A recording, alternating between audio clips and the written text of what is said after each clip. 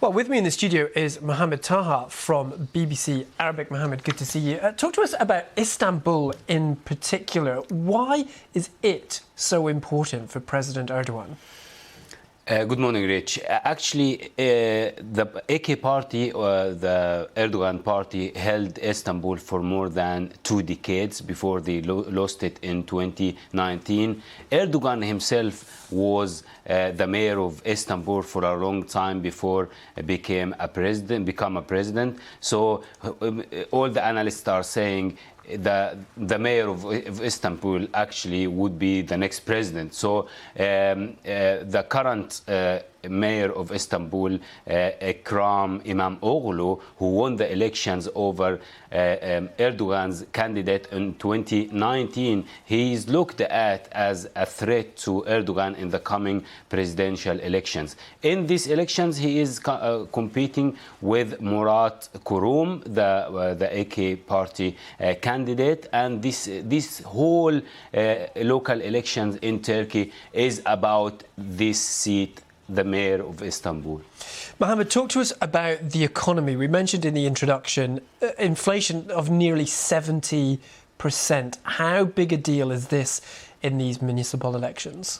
It is a massive deal, actually. Erdogan says that he dealt with inflation in a way, in an economic way, that the people wouldn't feel it so much. But there are critics, as the previous guest sees, that Erdogan didn't do much in economy, didn't do much in freedoms, and there are many issues in his rule. However, he won the presidential elections last year. He regained the majority in the parliament, and he's looked at if he would win Istanbul and Ankara in these local elections, he might seek constitutional changes to stay in power until 2026.